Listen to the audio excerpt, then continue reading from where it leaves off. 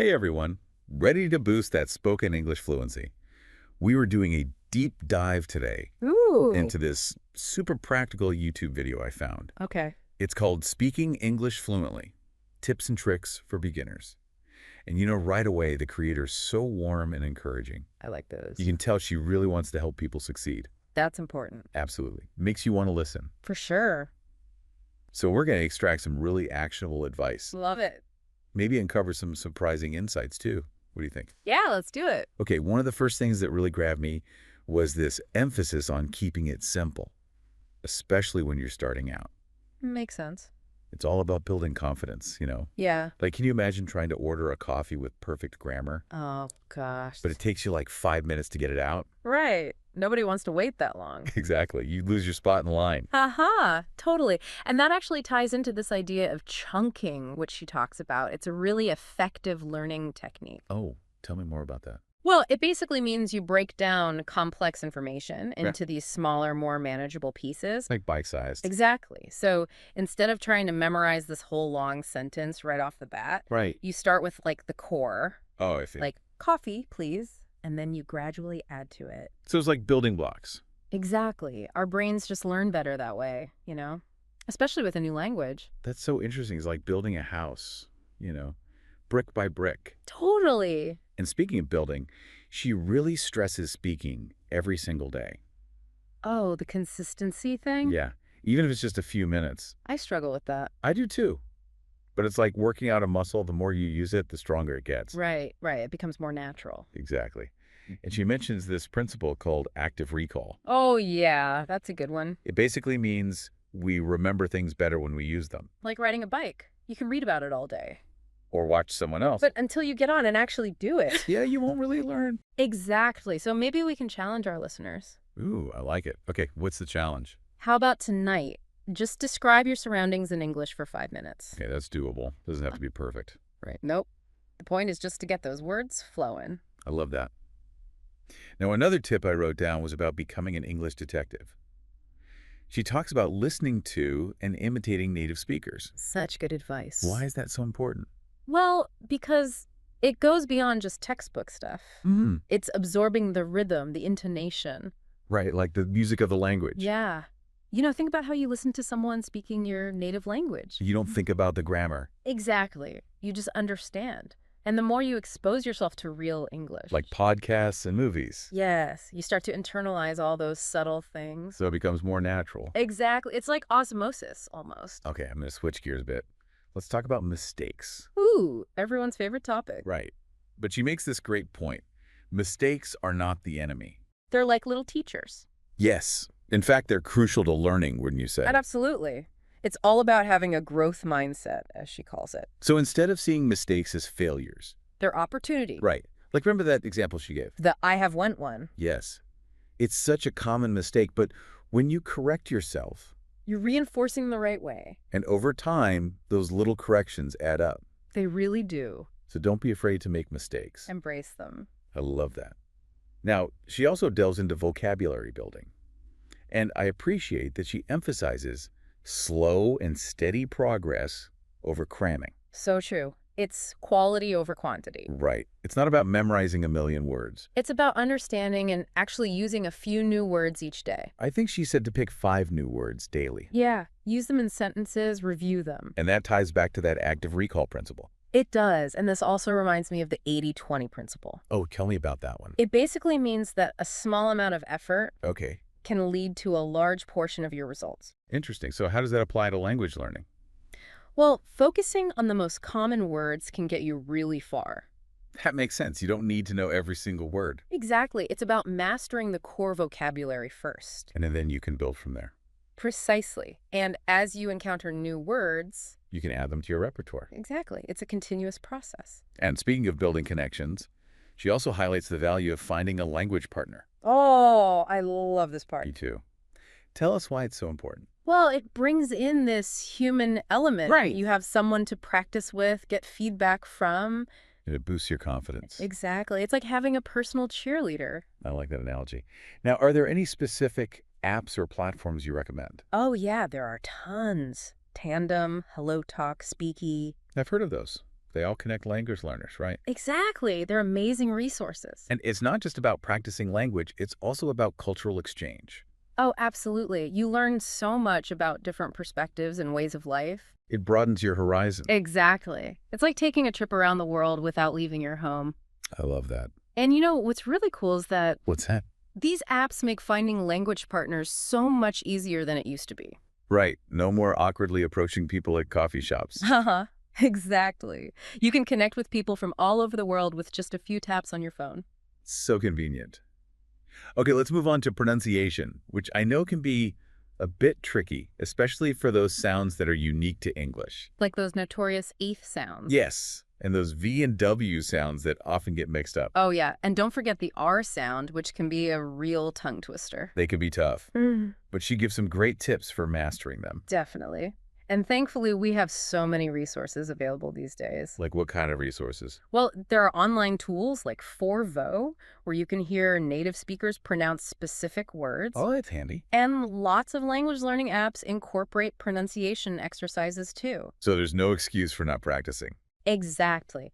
And of course, you can always find a pronunciation buddy. Like a language partner who can give you feedback. Precisely. The key is to find what works best for you and make pronunciation practice a regular part of your routine. It's all about finding your rhythm. Exactly. And one thing that really struck me about her advice on pronunciation is What that? she emphasizes that it's not about achieving perfect native-like pronunciation. Because that can be really daunting. It really can. It's more about developing clear and understandable pronunciation. So that you can communicate effectively. Exactly. And that takes the pressure off, It's about progress, not perfection. I love that. Yeah. So let's bring it all together. The video really highlights the importance of actually using English in real-life situations, not just in textbooks or apps. It's about getting out there and speaking. Yes, ordering food, asking for directions, having conversations. Those everyday interactions are where the magic happens. I agree. And it's about pushing yourself outside of your comfort zone. Because that's where the real growth occurs. And even if you make mistakes. Which you will. It's all part of the learning process. Exactly. Those real-world experiences are like little language adventures. And they make learning so much more engaging and memorable. It's like the difference between reading about a place and actually visiting it. Perfectly said. When you use English in real-life situations, It becomes more meaningful. and you start to see the connections between the language and the world around you. It's like the language comes alive. It really does. So don't be afraid to step outside your comfort zone. Embrace those opportunities to speak. And remember, every interaction is a chance to learn and grow. Absolutely. And I think what's so powerful about this approach is It? it shifts the focus from achieving some abstract idea of fluency to simply using the language to connect with the world around you. That's a beautiful way to put it. It's about making English a part of your life, not just a subject you study. Exactly. And when you do that, the fluency will follow naturally. I love that. It's so encouraging and empowering. It really is. So as we move on to the next part of our deep dive, Yes. I want you to keep this idea of real-world English adventures in mind, Okay, we will. because those experiences are truly where the magic happens. I can't wait to hear more. One thing I really like about this video is how she talks about patience, Oh, yeah. like being kind to yourself during this whole learning journey. It's so important. It's so easy to get caught up in wanting to be perfect right away. Right. Like, I want to be fluent like now. Exactly. But the reality is it takes time. Yeah. It takes effort, and it takes a lot of grace with yourself along the way. Definitely. She even says it's okay to make mistakes, Of course. to stumble over your words and have those days where you feel like you're not progressing at all. Absolutely. It's all part of it. It is. And she's so right. It's those challenging moments where you actually discover how resilient you are. You learn so much about yourself. Totally. Think about it. Oh. When you're grappling with a tough grammar concept or struggling to pronounce a certain sound, And you keep practicing, keep at it. and finally you get it. That feeling is amazing. It's like a victory, It is. You've leveled up. like in a video game. Exactly. You've gained new skills and knowledge, and now you're ready for the next challenge. I love that analogy. It makes it fun. It does, and I think that's important, right? Absolutely. Learning a language should be enjoyable, It should be an adventure. with its own rewards and challenges along the way. Exactly. And speaking of adventures, remember those real-world English adventures we talked about? Oh, yeah? Those are crucial. It's one thing to study grammar rules, Right, like in a textbook. but actually using English out in the real world. That's the real test. Exactly. It's like the difference between reading about riding a bike And actually getting on one. and maybe falling a few times. Exactly. But you learn by doing. You do. And those real-world adventures don't have to be big, scary things. They can be small. Like ordering a coffee or asking for directions. Those everyday things. Precisely. Just create opportunities to use English in real situations. And see what happens. Right. Even if it feels awkward at first. It's all a learning experience. And you know what? Those real-world encounters, Yeah. they often lead to these unexpected moments of connection. Like you make a friend. Or learn something new about a different culture. I remember when I was learning Spanish. Oh, tell me about it. I was so nervous to actually speak it outside of class. I get that. But I was at this market in Mexico. Okay. And I managed to have a simple conversation with the vendor about the different fruits they had. I bet that felt amazing. It did. It was like the language came alive. It wasn't just words in a book anymore. Right. It was a way to connect with another person. And to experience their world. It really was. And it reminds me of that other point from the video. Which one? About finding your English tribe. Oh, yes. Having that community of learners and native speakers can be so beneficial. It's like having your own cheering squad. Exactly. They offer support, motivation, accountability. And they celebrate your wins with you. Absolutely. And the video mentioned language exchange apps. Like Tandem and HelloTalk. Yes. Those are fantastic for finding language partners. I've heard great things about them. They create this virtual space for learners all over the world to connect. And practice their skills. Right. And learn from each other. It's a win-win situation. You get to improve your English. And learn about different cultures at the same time. It's like having a window into another world. Right from your phone. Yeah. And you know what else I appreciate about this video? What's that? It emphasizes the importance of personalizing your learning journey. Oh, yeah, for sure. Because everyone learns differently. Exactly. There's Yeah. no one-size-fits-all approach. So it's about experimenting and finding what works best for you. Whether that's watching movies Listening to music. or chatting with language partners online The key is to find activities you enjoy. that keep you motivated. Exactly. And I think it's also important to remember that fluency is a continuous journey. It's not a destination. It's about constantly striving to improve Embracing the challenges, and celebrating your progress. big and small. Yes, every step counts. It does. And you know, as we're talking about this, I can't help but think about my own language learning journey. Oh, yeah. Tell me about it. There have been times of frustration, of course, That's from you. but also moments of pure joy and accomplishment. It's a roller coaster. It really is. But ultimately, it's incredibly rewarding. It is. And one of the biggest lessons I've learned is the importance of setting realistic goals. Oh, that's huge. It's easy to get overwhelmed by the idea of becoming fluent. Right. Like it's this big impossible thing. But if you break it down into smaller, more manageable steps... It becomes less daunting. Exactly. And that's where SMART goals come in. Tell me more about that. Well, SMART stands for specific, measurable, achievable, relevant, and time-bound. Okay. So you're basically creating a roadmap. You got it. It helps you stay focused and motivated. Instead of just saying, I want to be fluent. Which is too vague. You set a goal like, I'll have a 5-minute conversation with a native speaker in 3 months. Or, I'll watch an English movie without subtitles once a week. Those are much more concrete. They are, and each time you achieve one of those smaller goals... You feel a sense of accomplishment. Exactly. And that motivates you to keep going. It's like building a staircase to fluency. One step at a time. And with each step, the view gets better. And your destination feels closer. So as we wrap up this part of our deep dive, Yes. I want you to think about your own language learning goals. What are some specific, achievable steps you can take? Remember, every small effort counts. It all adds up. And don't be afraid to experiment and find what works best for you. And most importantly, Have fun along the way because when you enjoy the process, you're more likely to stick with it. and achieve your goals.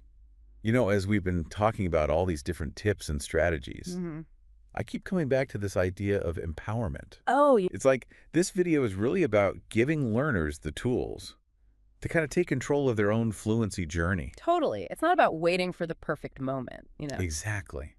It's about taking action however small. and building that momentum. Yeah. It's like she's saying, hey, you don't have to wait for permission to start speaking English. Right. You have everything you need right now. And that's so powerful. That feeling of agency. It is. When we believe in our ability to learn, We're more likely to keep going even when it's tough. absolutely. And remember, every fluent English speaker out there Yeah. was once a beginner. They all started where you are. That's a good point. Yeah, It's easy to get intimidated by this idea of fluency, for sure.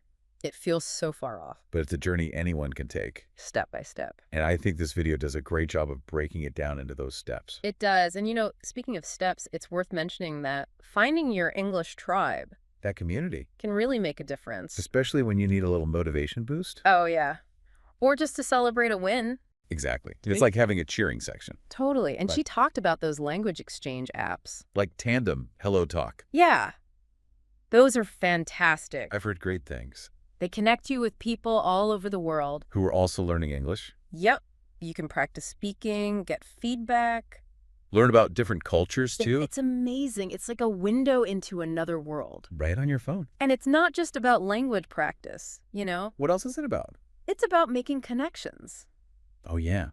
Building friendships Exactly. So Learn- it takes language learning from this solitary thing. and makes it more collaborative. More fun, more engaging. And you never know those virtual connections. Might even lead to real-life friendships. I love that.